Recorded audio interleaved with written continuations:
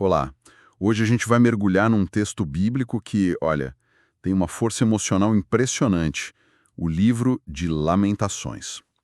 Temos aqui uma análise bem detalhada, né? Lamentações, dor, arrependimento e esperança na fidelidade divina. E a nossa ideia é tentar desvendar um pouco do contexto, da poesia e, claro, da mensagem principal dessa obra tão antiga, que tradicionalmente é ligada ao profeta Jeremias.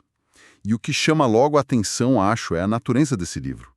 É um canto fúnebre, né? Uma poesia que expressa de forma muito visceral a dor de um povo inteiro depois da queda de Jerusalém, da destruição do templo, lá em 586 a.C. pelos babilônios. Aí fica a pergunta, que essa análise ajuda a gente a explorar.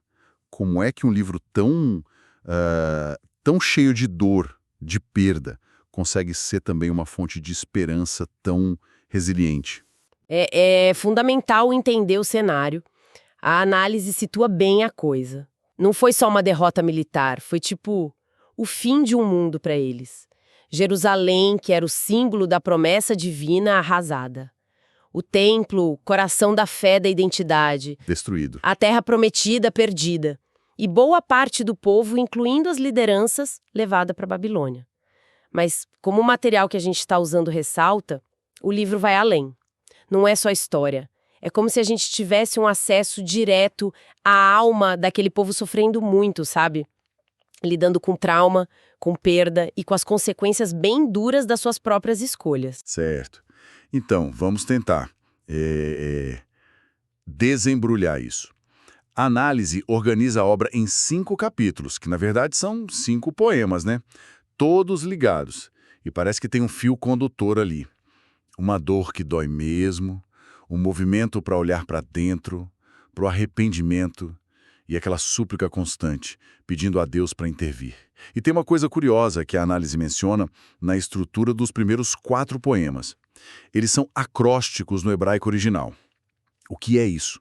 Cada verso ou grupo de versos começa com uma letra do alfabeto hebraico em ordem, do Aleph ao Tav. Fiquei pensando, qual o simbolismo disso? Será que é para dizer, tipo, que o lamento é total? Que vai do A ao Z da dor? Exatamente. Olha, o que é fascinante aqui, e a análise explora bem essa possibilidade, é que o acróstico talvez não seja só um enfeite poético, sabe? Pensa na situação. Era o caos total, desespero, a ordem social, religiosa, tudo despedaçado. Usar uma estrutura tão organizada, tão rígida como o alfabeto, para falar dessa dor gigante, talvez fosse uma tentativa de dar forma ao sofrimento, de conter o que parecia não ter medida. E aí, apresentar isso na totalidade para Deus. É como organizar o próprio caos para conseguir encarar e expressar tudo de forma completa. Interessante essa ideia de tentar ordenar a dor. Bom, vamos seguir então a análise capítulo por capítulo.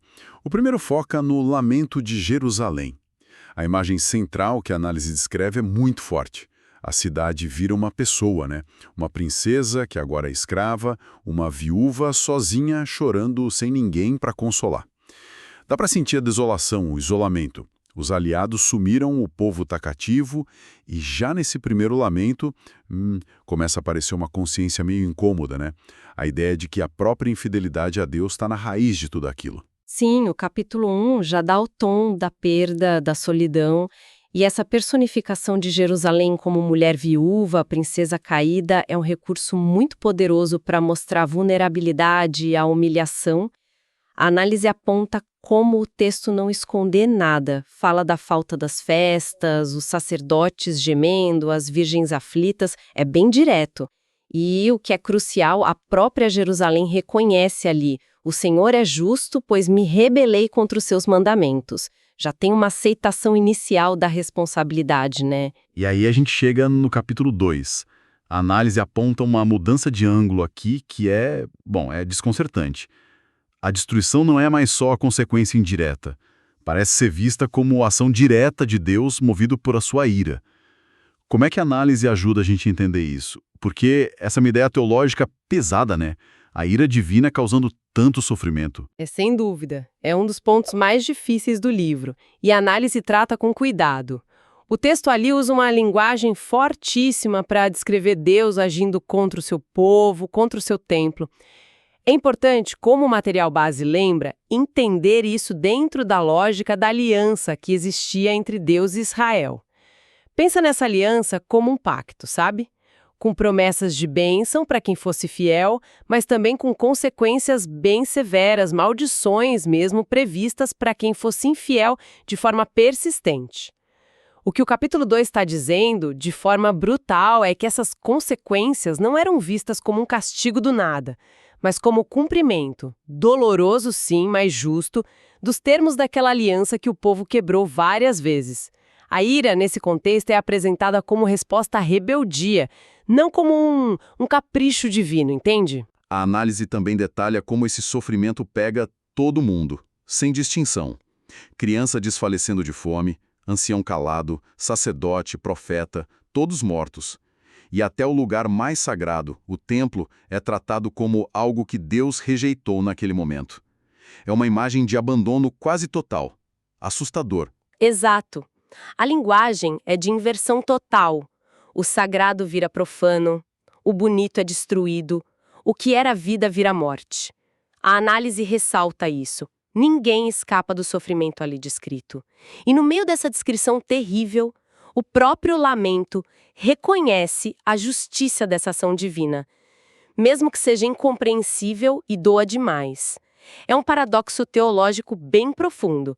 Reconhecer que é justo, mesmo sofrendo tanto por causa daquele em quem se confiava. E é justamente nesse ponto de maior escuridão que surge o capítulo 3. A análise descreve como o coração do livro. O tom parece mudar, fica mais pessoal, talvez a voz de alguém representando todo mundo, ou quem sabe o próprio Jeremias, né?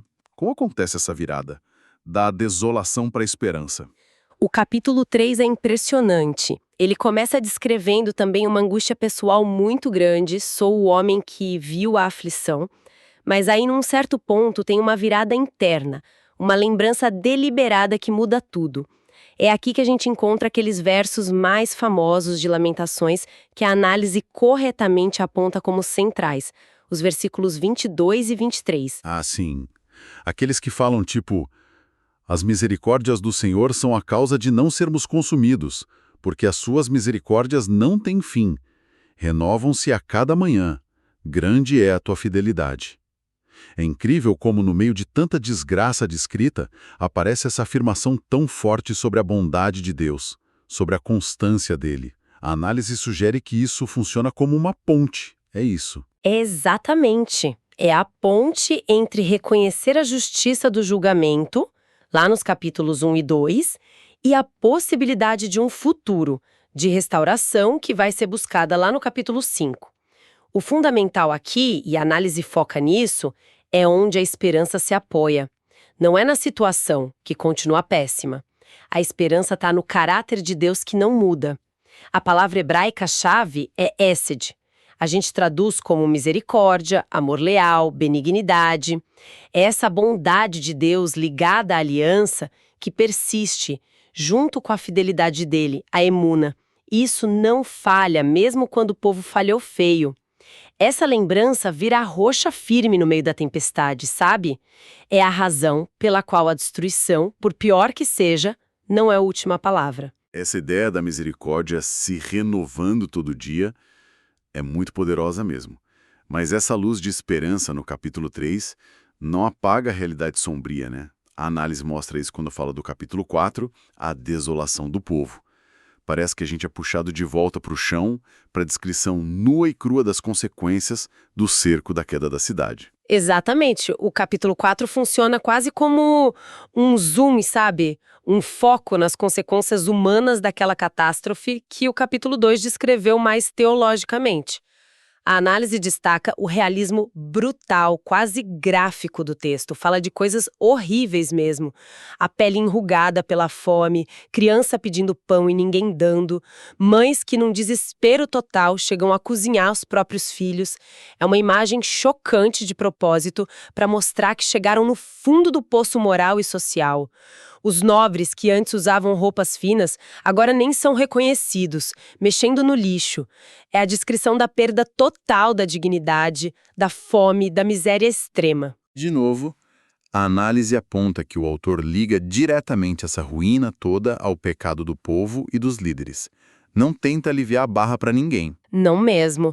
O texto insiste nessa ligação. É uma visão teológica que atravessa o livro. Desobedecer tem consequências terríveis. Não só espirituais, mas bem concretas. Sociais, físicas. O capítulo 4 é um testemunho sombrio disso, mostrando o colapso total da sociedade quando os fundamentos da aliança com Deus são quebrados. E aí chegamos no último poema, o capítulo 5. A oração por restauração. A análise comenta uma mudança interessante aqui. Ele não segue a estrutura acróstica dos capítulos 1, 2 e 4.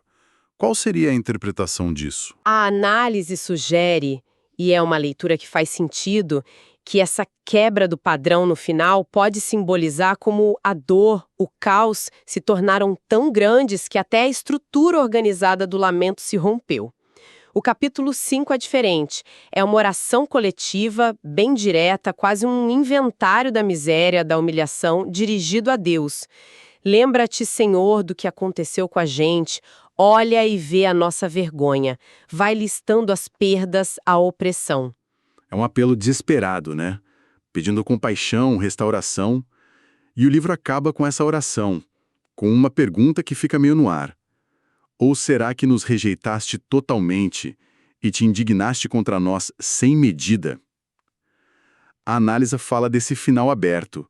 O que ele quer dizer? Esse final aberto levanta uma questão importante sobre como é a fé no meio da crise. O livro não dá uma resolução fácil, não tem uma resposta imediata de Deus ali no texto.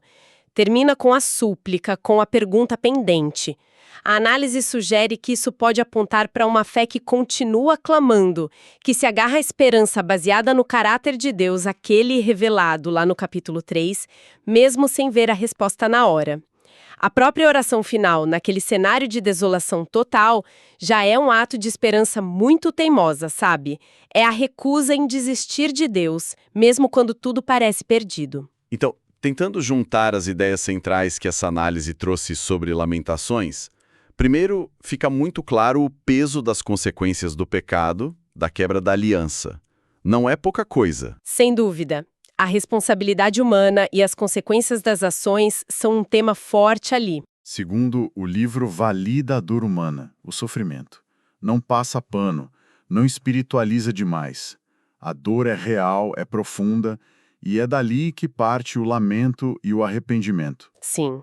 Tem uma honestidade brutal nessa expressão da dor que é, nossa, muito poderosa. Terceiro, e talvez o ponto mais luminoso que a análise destaca, é essa persistência da esperança. Uma esperança que não ignora o horror, mas que se firma na resede, na fidelidade de Deus, que se renovam como o sol nascendo. Essa é a virada-chave do livro, né? Que está lá no capítulo 3. A esperança não nasce da situação, mas de conhecer quem Deus é, do caráter dele. E por último, a oração.